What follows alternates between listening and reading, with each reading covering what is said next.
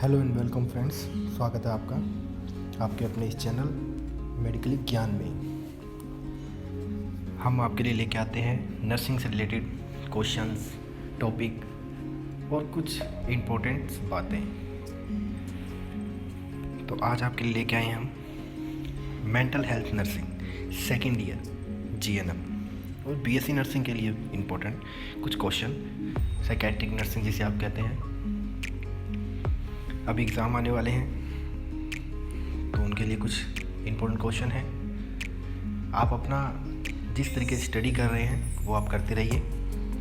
कुछ important question हैं जिनको भी आप अच्छे से देखिए, मोस्टली इनमें से क्वेश्चन आते हैं, तो आप इसको थोड़ा सा देखना है।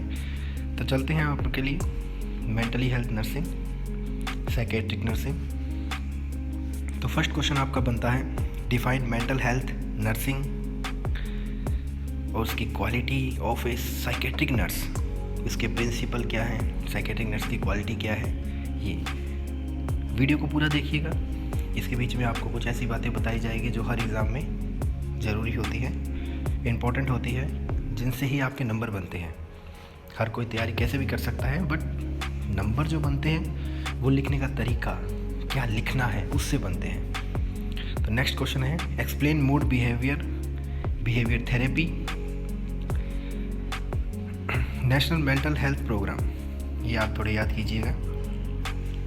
Difference between delusion and hallucination, ये पूछा जाता है, काफ़ी बार पूछा जाता है। फिर मेंटल रिटार्डेशन, मेंटली इलनेस, इनके बारे में क्वेश्चन आ जाता है। मेनिया, डिप्रेशन, एक्सप्लेन इनको करना है आपको। डिफरेंस भी आ सकता है। नेक्स्ट है आपका एक्सप्लेन ईसीजी तो थेरेपी है जो, उसको आपको एक्सप्लेन करना है। And role of nurse. Next है आपका साइकोसिस एंड न्यूरोसिस, इनमें डिफरेंस आपको बताना है। 9th क्वेश्चन आता है legal right of mentally ill patient and right about mental health act 1987। Explain epileptic fits, role of nurse. Epileptic fits क्या है, पेशेंट को जब आते हैं तो एक नर्स के क्या रोल होते हैं, ये आपको पता होना चाहिए। Define ego and phobia, ego क्या है, फोबिया क्या है, साइकोलॉजी के अंदर भी अपनों ने इसको कवर किया था, तो थोड़ा सा इसको भी आप देखिए। कुछ क्वेश्चन होते हैं जो आपको नर्सिंग के अंदर बार बार अलग अलग सब्जेक्टों में आते रहते हैं। नेक्स्ट है phase of nursing patient relationship, जैसे आप कम्युनिकेशन करते हैं, नर्सिंग और पेशेंट के बीच में जो रिलेशनशिप होता है वो किस तरीके का होना चाहिए, कैसे होना चाहिए, और नर्स वो किस तरीके से करती है, ये आपको पता होना चाहिए। Define drug abuse. नेक्स्ट है explain group therapy and defence mechanism क्या है, इसको एक्सप्लेन करना है आपको, डेफिनेशन वगैरह बतानी है आपको इसकी। नेक्स्ट आपका 15 क्वेश्चन है define delusion and its type. Explain delinquent behaviour, antipsychotic drug, anxiety and its symptom and cause क्या है इसके।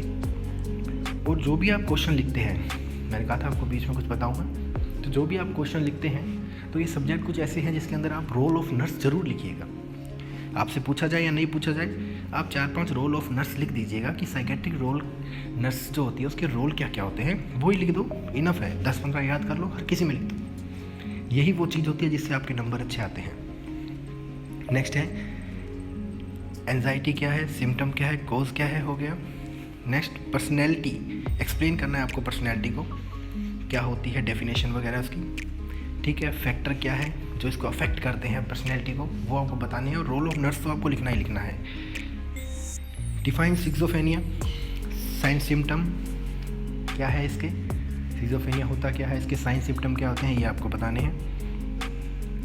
नेक्स्ट आपका क्वेश्चन आता है शॉर्ट नोट्स। कुछ छोटे शॉर्ट नोट्स हैं जो बार बार पूछे जाते हैं, जैसे मेंटली स्टेटस एग्जामिनेशन क्या होता है, ओसीडी क्या है, phobia, occupational therapy, crisis, communication skill, ये पूछ लिए जाते हैं, तो आपको इसके बारे में पता होना चाहिए। और सबसे इम्पॉर्टेंट चीज़ मैं बार बार बोल रहा हूँ आपको, नर्सिंग रोल आपको लिखने हैं। जैसे फंडामेंटल नर्सिंग केयर लिखते हैं अपने, वैसे ही नर्सिंग रोल, साइकेट्रिक नर्स एक होती है, उसके रोल क्या होते हैं और जिस चीज़ के बारे में आप बता रहे हैं उसके अंदर उसके रोल क्या होंगे वो आपको लिखने हैं हर क्वेश्चन में।